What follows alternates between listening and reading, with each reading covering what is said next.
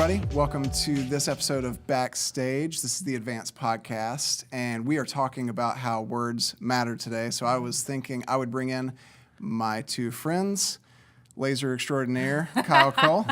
So true. And unlicensed therapist, Lindsay Knuckles. Oh, that's awesome. How are y'all doing today? We're glad to be here. We're doing great. Yeah. Oh, well, are you doing great? I'm feeling very great. The laser lead in. Yeah. So true, which Yeah. is the nice part about it. Well, we're talking about how words matter today, and I thought you two would be excellent to come in and talk about this because Awesome. we have had some shared experiences around this. So, what we all have it. So it's time to be vulnerable. It's time to get real. There has to have been a time in your life at some point when you said something and you immediately regretted it. Like the second the words left your mouth, you were like, I wish I hadn't said that. So who's got a story? Somebody's got a story. Well, I don't have a story about me personally that comes to mind immediately, but I have a story that I was there and was involved in, and I kind of wish I had spoken up to kind of help the situation. Okay. So a friend of mine invited her over to spend some time at a holiday with my aunt and uncle. Okay. So I'm there. My whole family's there. My aunt and uncle is there. A little backstory. My uncle is 15 years older than my aunt. They're married, have 3 kids. So, Okay. Okay. So we're watching TV. Go ahead. Is this like when you were a teenager that this story's taking place? This is no pretty recent. Yes. Okay. This is a pretty recent Even story better. within the past year. Yeah. Oh, pretty recent. okay. Yeah. So All we're right. set the scene. It's recent. So we're watching like a football game, I think, and we start like talking about the commentator, like, oh yeah, what's is he married? What's this? You're kind of googling him and you're Yeah. trying to kind of figure out his life. That's what we do. So pull it up and we're like, oh, he's got a wife that's 15 years younger than him. And so everybody, my family knows, but my friend does not know the context that's in the room. And we can acknowledge it's not unheard of, but it is unusual. Sure. Unusual. Let's acknowledge it. Not unheard of. Be for free. sure. Let's acknowledge it. Yeah. So we're all like, cool. But my friend thinks it's very unusual. And so she's like, oh my gosh, like, who would do that? That's just, who would do? And the room is just very silent and still. Aunt and uncle sitting at the Aunt table? and uncle are sitting. We're in the living room. This is setting. We're in the living room. And it is like you could cut the tension like a steak knife, butter knife, any kind of knife. And I don't know really what to do because everyone's kind of frozen. And I'm like, I would. I would marry someone 15 years older. You're trying to help? I'm trying to help, but I end up making it worse. And she's like, that's disgusting. Oh, my goodness. Over and over again. Who would do this? And finally, my aunt was like, I did. And everyone's like, the air was like sucked out of the room. So that's the point where I'm like, I like, what should I have said? But immediately I'm like, my friend, sorry, I kind of left you out there. But did you guys just pack it up and get out of Yeah, there? like, we'll leave. Thanks so much for See you having later. us. Happy Food was Thanksgiving. good. Food was great. Thanks for Yeah. having us. Hopefully So- we left our mark. Yeah, we did. She's never coming back. I'm actually going to leave. Can you grab an Uber home, please? I don't know her. I don't know how she got here. Right. Who brought her? Yeah. That's so good. So I've had this lifelong battle of trying to decide how to get in this funny circle, right? Okay. And so my dad and grandpa, they were like always telling jokes. Like it's like they thought of jokes before they were going to see each other. So it was just like they always had a Always joke ready. ready. I can identify. They stayed ready. They stayed woke.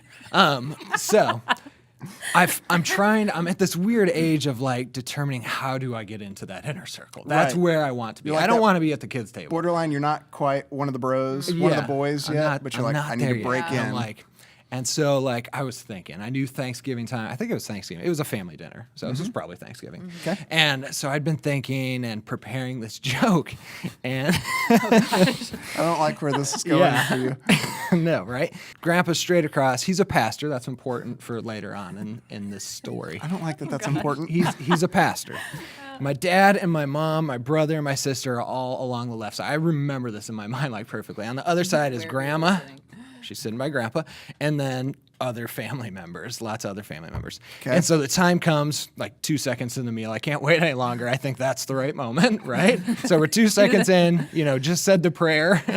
And At this time, are you because I think I have an idea of where this is going. Are you on the fence as to whether or not this is a good idea? Or are I'm you in- like, I'm about to make my mark? I was about to make the mark. Dude, like, I had thought this through well, I thought. Okay. In my head, I'm like, this is the moment. The family's going to be there. I'm going to make my mark. I'm going to enter that circle of humor. And so the time comes, we just start eating, and I say this joke out loud in front of everyone. And immediately, when I see the reactions on people's faces, I'm like, I do not understand that joke. that joke is understood in a different way from everybody else. And so I look at my grandpa. I gather from the sense that you haven't already told us the joke that maybe it's not totally appropriate. It was just vulgar. And I had no idea, though. I just didn't know. It was like one of those, I didn't quite understand the verbiage, but I thought I did. And I looked at my grandpa. That's so rough. And I look at Grandpa, and Grandpa looks at me.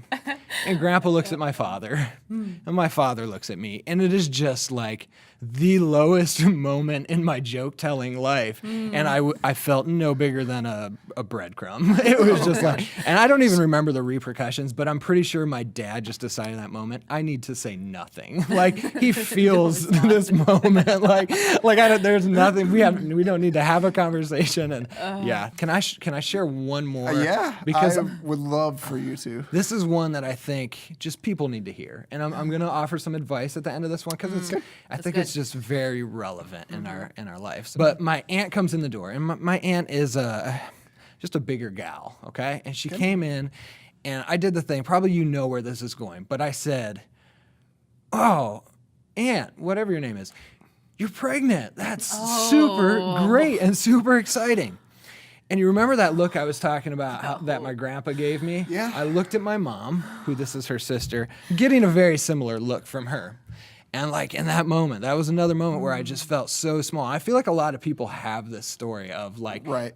it's something you only do once. So I've learned from that mistake, and I want to offer some advice to anyone that might be listening other than you two today. And that is, there's another way about doing it. Right. And I don't care if There's a always woman another way. I don't care if a woman looks like she's 87 weeks pregnant. Yeah. It is not okay to ask a woman. Even if she's in the she is delivery pregnant. room. She's given birth. Yeah, it's not okay. A better question might have been, are you expecting some life changes? Like, what's going on?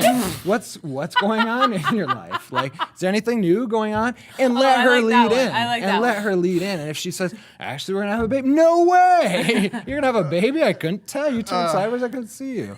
So yeah, just words of advice. Words of advice from young Cyle. That's So, good. That's good. yeah, That's a that good was word. rough. Because That was you're rough. trying to celebrate, but you actually end up offending. You Right. know, it's Yeah. such a it's a One of the rules I heard, I think I read about this online in just some random forum. They were like, the best piece of advice I've ever received was don't comment on anything that somebody can't change in 5 minutes. And pregnancy Interesting. is one of those things, or I mean, weight in general. Sure, yeah. So you just let them bring it up. Yeah, naturally. Yeah, Naturally. That's So- good. That's a good word. Yeah, that's good. Man. Naturally. That's we could probably cut it right there. We could just Yeah. end this, right. wrap Or it just up keep with- talking about That was things good. we Don't be like regret. us. I thought it'd be longer, so Yeah. that's great. Don't be like us.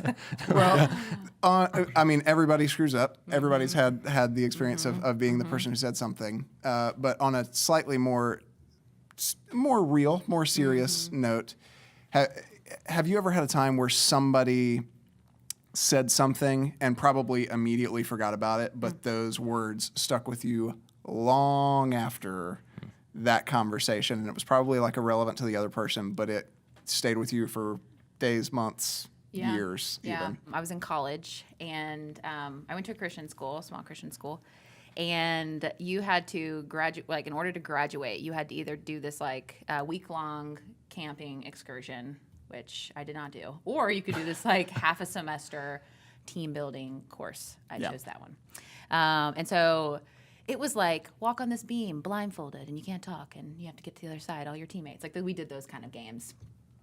So I was in a class. I'm a junior in college, and they're all seniors in the class. And so I get to the end of the semester, and I remember my teacher, her name was Tara, And we did this like words thing at the end. I could barely remember the context, but I remember what she said to me. And I think we like spoke to each person in the group. But I remember she looked right at me and she was like, "You're a leader." And she called me a leader. And that was the first time that someone had ever called me that. And I remember being like maybe caught off guard by that. I'm like, wow, I never considered that. And she kind of spoke into like the influence I had, and that when I said things, people listened and people followed. And I never talked to her again. I mean, that was the last class I had with her, last time I really saw her. But that was the first time I think I set the course of like, well, maybe I do have influence and maybe I do have a voice. And so she, I think, helped name what I could be. As that was one. And I had never thought of that before. Yep. What about you, Dr. Cool. So mine's a little different, but I remember this moment, and it was not even like a big significant moment by any means, but I remember me and my dad were golfing, and something along the lines of like he told me something that he regretted doing as a parent, and it wasn't a big significant thing. It was something like, and I think it was golf related, something about, I wish I'd have paid attention more to the fact that you loved golf, or it was something along that lines this much. And to me, at that time, I was a pretty new dad. I think we had just had our second child. And so, like, I had a daughter who was maybe 3 and a son that was 1. And just, like, that vulnerability to him, like, saying that was really comforting, like, going into, like, having kids. Because there's just feels like there's so high pressure, I guess, like you're raising kids. And so like just him coming back and like, it wasn't a big thing. It wasn't like, I should have taken you to school and not raised you at home in the woods, like it was, it could have been way worse. It was just, but his vulnerability to like just have that adult conversation, but also it was just really peaceful knowing like going into that with my kids and like, there's going to be things like, there's going to be little things that's a bummer you miss out on, but like looking back on that, like my dad didn't miss like a whole lot of big things, and so there was something kind of cool about that. And I almost know for a fact that he wouldn't ever recall having had that with me. So that was an interesting one as we talked about that question. It was just kind of cool. Yeah. On the other side, do you have any negative words? I mean, these were both kind of, or all of these stories were pretty positive. Do you have any negative words that somebody said something, and again, probably forgot about it, but then, I find what happens to me is I can shake things off okay at the time, and then the next time I make a mistake, or the next time I'm sitting alone for a few hours, and then like your head just starts to go places, I'm like, they were right. Oh gosh, I am terrible. I am whatever they said. Yeah. Anything coming to mind for either of you? Yeah, I have one. A little context. I am an emotional person. Go on. I am a deep feeler. That's how the Lord made me. I have deep emotions. And so this time in my life, I was probably like out of college, if you will. Yeah. I didn't have a great sense of self or a great sense of like, this is how God made me. Don't let your emotions control you. They're great to have, and they're a gift God's given you, but they don't have to control you. And so I was already kind of feeling insecure about myself, about how God made me, about my emotions. There was like some shame there. And so I remember talking to somebody, and they used the word dramatic in a situation with me. And I think it was either like, don't be dramatic, or I don't remember being called dramatic, but it was like, don't be dramatic. It was used in your direction. In my direction, a reference. Yeah. And I remember it was like very, like, it caught me off guard, and I was like, I am dramatic. And like, to your point of like, I am. And for years after that, I just heard that in my head. You're being dramatic. You're being dramatic. And so it was the way that the enemy used that. And to be like, every time you show emotion, you're being dramatic. Or anytime you need to like analyze a conversation and think through it. And I take the long approach sometimes in things that you're being dramatic, Lindsay. And so the enemy has like brought that up several times. So that's like a word that I'll always come back to, where I feel like that's where they'll get me, is like, it's the way God has made me, but I'm going to twist it to make you seem dramatic. So that's, I had the exact same experience, and it was somebody, it kind of like how I talked about, I have to like agonize over decisions. Yes. My mind just goes into overdrive all the time. It always runs to like the worst possible, like if one bad thing happens, I try to play it out of like, if this keeps going, where's the road going? Yeah. And I expressed that, and this is one of the first times I was ever like legitimately open and vulnerable with somebody. And then at some point in a conversation, the word dramatic got thrown in there, and even now, I'm like, anytime I feel something and I'm like driving myself insane, I'm like, you're just being dramatic. And there's no point in sharing this with anybody. Yes. I think about it all the time. I'm still not over it. So I totally feel what you're saying with that. Yeah. No, mine is more of, so this is interesting in that we're talking about words, and something that really has been a hard thing for me is my relationship with words growing up, even from the sense of writing them, speaking them, spelling them. But it's been like one of those things my whole life that it's been like, me and my buddies just kind of poke fun at the fact that I can't spell well. Like it's hard for me to write. Just like one of those skills, like in school, that you just struggled with, and it's been something my whole life that's just been kind of like this joke, but something that also is like, this is not a joke. Like it causes like anxiety to like. It's funny until it's a legitimate Until problem. Right. Yeah. Right. So it's that's one thing. Like I can just remember lots of times like things were said about writing, spelling, things like that were just like, man, just really heavy anxiety and things. Like I had reservations about that I would try to hide, and so I couldn't think of like a specific, but I know there's a long line of that because I'm already nervous about it. Do you find that it's like it's still fun to joke about, and then it's like when you're alone is the problem? Yes. Yeah, 100%. And Is it Yes. same? Oh, yes. 100%. Because I can joke, ha ha ha, I'm dramatic. I'm Oh my emotional. goodness. And I And go you go home, alone, it's like, right. no one loves me. Oh gosh. Like just And I can't spell love. I can't even How do you spell the dramatic? PHL. Yeah. So like, yes, definitely, it's something like that. Yeah, it's so thunderous in your head when you're alone. It Man, is. it is. It's like a It big is. echo chamber. Yes. It's just like the words get louder and louder and louder, and then you're just like, Yeah. I'm done. Like I Yes. just can't. You can't. That's why you have to have people who can like just- yeah. even if it's like a not like a physical violence, but like somebody just to like, hey, like Yep. guys, snap, get out of that. You're Yep. like you're not. We're not there. Yeah, it's not you. Well, I find that because this is a fairly new. I say fairly new. It's like a year and a half before since I've heard this those two words. Words matter. It's kind of a new concept that I'm still wrapping my head around because I was always one growing up, and even now I'm half tempted depending on the person. Some people just like write thank you cards and greeting cards and all that stuff. I was always the one that was like, right in the trash can. I've kept all of mine. I still have them. From like elementary school. Sorry. Hashtag real I talk? actually real Whoa. talk. Yeah. It's fine. Shoe boxes. I'm not a hoarder. Oh my goodness. What a crazy admission. Clarify shoe boxes. Yeah. Of course. How many really are we large talking? pair of shoes. How many are we I talking? should count them. I don't know. There's a lot. So you're thinking it doesn't matter to me. How many? Birthday cards. So Yeah. we're the opposite. We're the opposite, It sounds like because yeah. I was usually like, every I once was in a raised while. to write them. Oh, so yeah, you're that raised to wasn't keep them. that wasn't a thing in my family. Every once in a while, if it's like a very like a special event or something, I'll hang on to it. But usually I'm like it's like the old joke of like, how long is it acceptable for me to keep this until I can throw it away and get this clutter out of my life? It's something I have to be intentional about, and I think it's not something that I struggle with it. Now that I know about it, but I think a lot of people don't necessarily struggle with it. They're just not aware. They just don't think about the fact that that their words can be really, really significant and can change the course of somebody's life, whether for good or for bad. You either build them up or you're sending them down the hill. So, what is something you do personally, like you specifically? What do you do that is intentional with your words? How do you make your words matter? If you were like giving, like if somebody was like, I've never thought about this before. Yeah. What's something I can do? Like, what is your advice there? I have two things that come to mind when you say that. The first one is I think the mode that you deliver your words is important. That's a fact. I think that when you want to say something to someone and the intensity of words mattering is face to face, I think there's a lot of value in that. I have a leader in my life, our friend, who for years would always tell me there's no tone in text.